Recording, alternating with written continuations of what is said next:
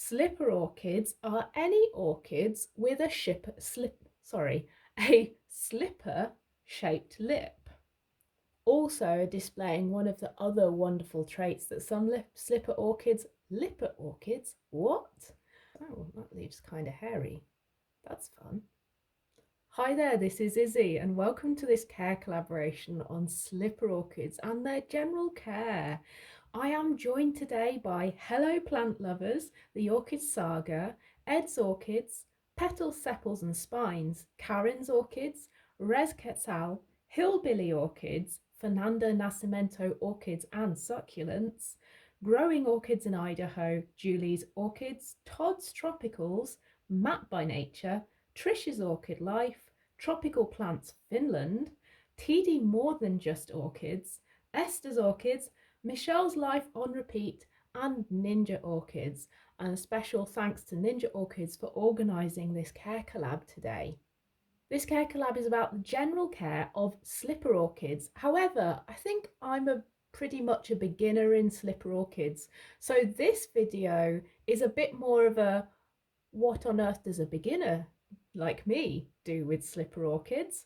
And then I personally am going to be watching the other videos with great interest so I can learn what I'm supposed to be doing. So my three slipper orchids are here. I have a Paphiopedilum insigne and I have two Paphiopedilum delenatii. Very, very lovely orchids. But Paphiopedilums are not the only slipper orchids. They just happen to be the only ones I have. Slipper orchids are orchids with a slipper-shaped lip to the flower. Now, I don't have any flowers to show you that very lovely characteristic trait, I'm afraid, but you can see some of their other fantastic traits here. So they do grow in fans, they grow multiple fans potentially. You can see this one's got a main fan and a secondary fan here. And they should be growing with perhaps 6 leaves per fan. As you can see, I'm not doing so well with these delenatii, but the insigne is going quite good. The delenatii also displaying one of the other wonderful traits that some slipper orchids have, which is this beautiful mottling of the leaves. Oh, that leave's kind of hairy. That's fun.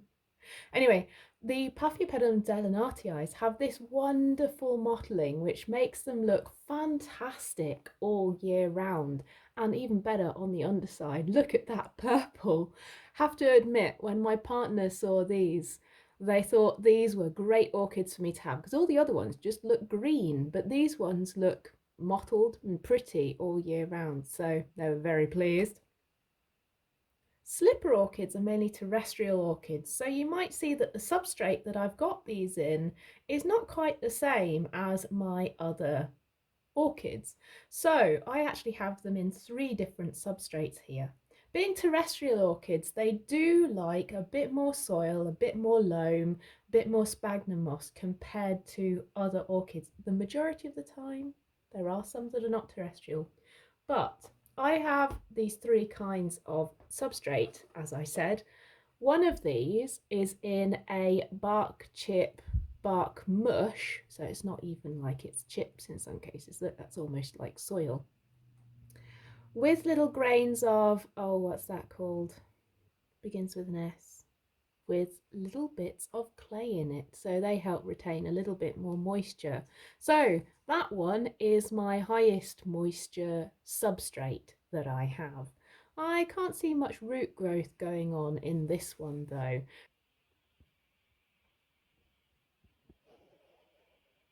So it's quite likely that this is just a little bit too much, or the plant's not adapted yet. The next most airy substrate I have is this one.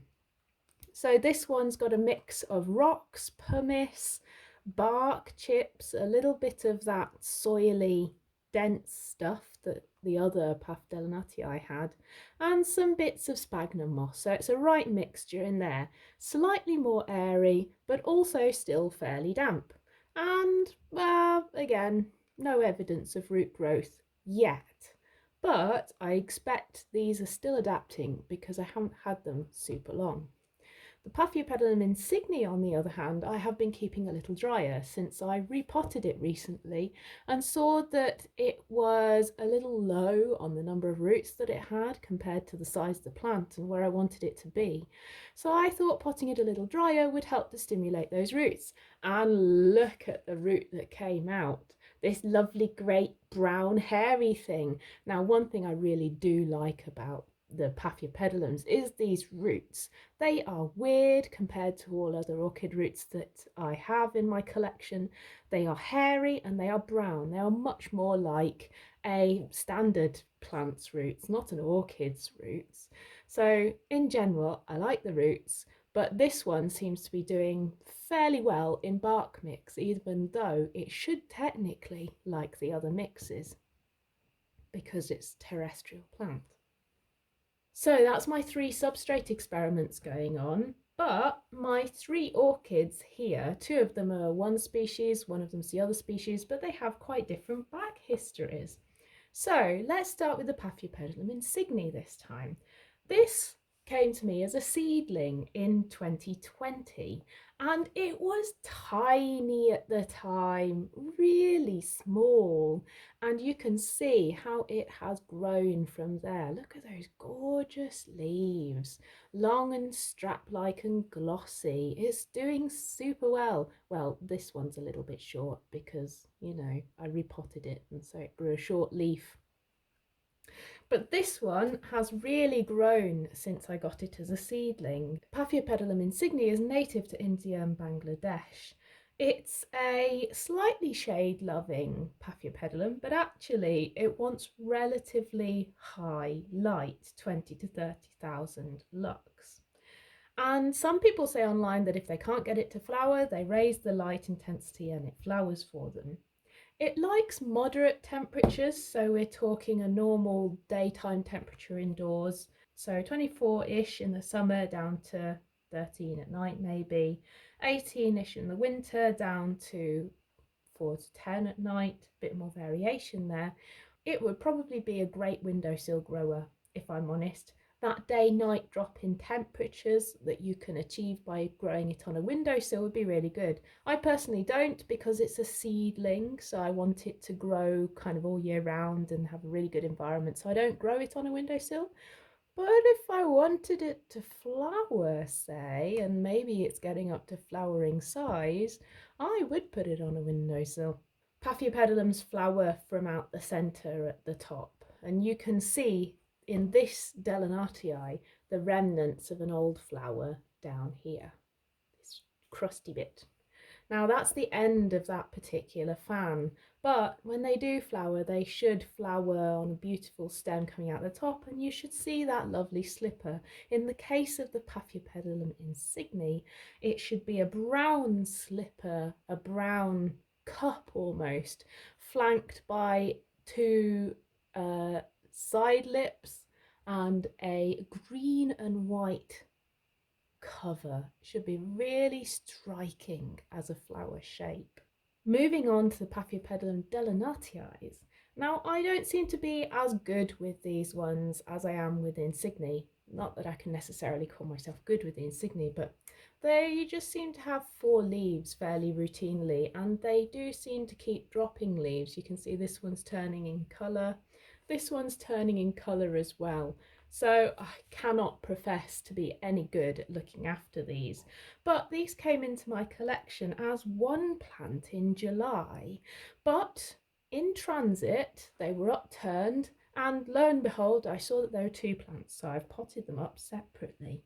They like less light in general than the Paphiopedilum insigne, so 5 to 15,000 lux. That's much more like the rest of my orchids, not nearly so bright. And they quite like indoor temperatures a little bit warmer than the Paphiopedilum insigne, and a bit of a break in the winter time. Now, Paphiopedilum delenatii has a very fascinating history. They were discovered in Vietnam at the turn of the 1900s, and they were so popular that unfortunately they were collected a lot in the wild, and they were thought to have become extinct until they were rediscovered in 1993. And that is something that's a bit unfortunate with slipper orchids. People love collecting them from the wild. Unlike some orchids, you can't grow them from meristem, try propagation.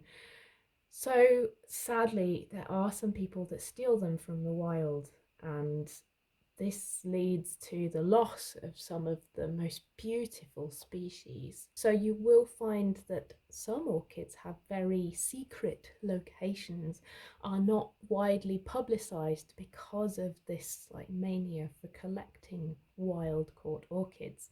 But I have checked back on the provenance of these Paphiopedilum delenatii, so I'm aware of the nursery that they came from. And with the insigne, I got it as a seedling anyway. So I'm fairly confident with these ones that they haven't been, or I'm reasonably confident at least, and certainly hopeful that these haven't been wild collected. Now, one of the glorious things about Paphiopedilum delenatii is that they have a beautiful sugar pink slipper and a pristine white lip. And you do get darker forms than this, darker pink slippers and whiter pink slippers, but they do have a very beautiful flower, and some of them are scented. So that's a little intro to my Paphiopedilums. I'm going to go away now and watch everyone else's videos so I can find out how I'm supposed to be looking after these delenatii. That will be handy. If you look after Paphiopedilums and you make videos and you want to share your hints and tips with everyone else, join us. Care Collab's open to anyone who makes content. Just get in touch. Thanks ever so much for listening. If you like this video, give it a like. If you'd like to hear more, just subscribe to the channel, and I'll see you again soon. Bye for now.